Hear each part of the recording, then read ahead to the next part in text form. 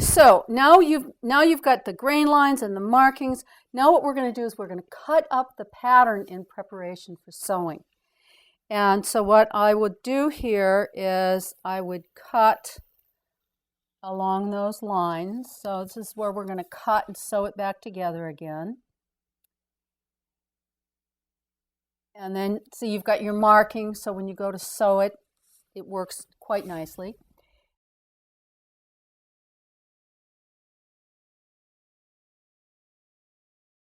If you wanted to, you could take and you could add seam allowances onto all these lines we've just cut.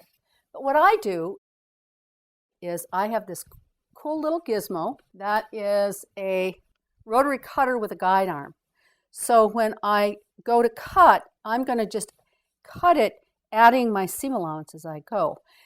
But there are a couple things you can do to remind yourself. You can make a little arrow, and I just go plus SA for plus seam allowance. Plus SA. And then when I go to pin this to the fabric, I put my pin going out over the edge. So because you can just out of habit cut along the edge. Now, a question that may arise is, gosh, how many cuts do I want to make in a garment? And of course, that's really up to you to decide. I would start with fewer rather than more. You know what? If you're a quilter and you're coming to sewing and you're really good at piecing, you might have more cuts.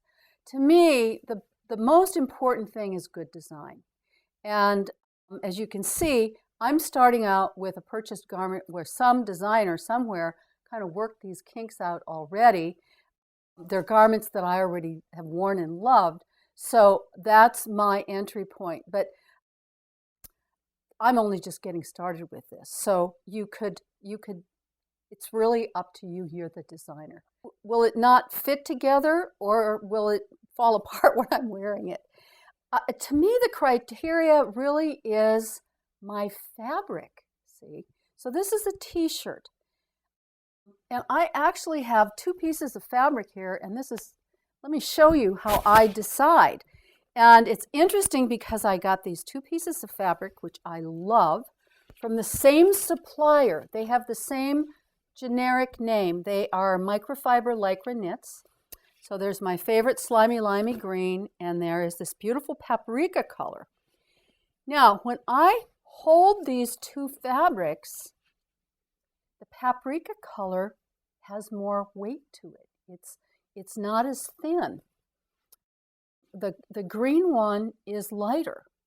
So for this particular garment, I know the paprika is going to be easier to handle with all these pieces, so that is where I base my choice. I will make something out of the green, but probably would not choose to piece it because my intuition, you got to listen to that, my intuition says, danger, danger, problems down the road.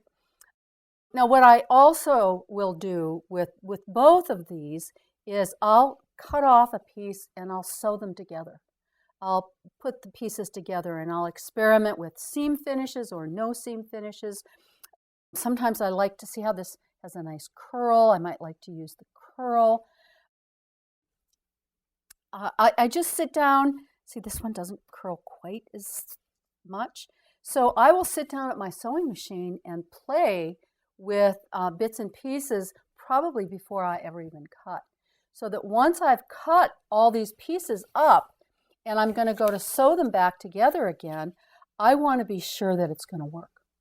So I'll experiment with seaming, I'll experiment with lapped seams, I'll experiment with the 505 glue, which I use a lot when I'm working with knits to hold things together so they don't slip and slide. So that's part of the design process too.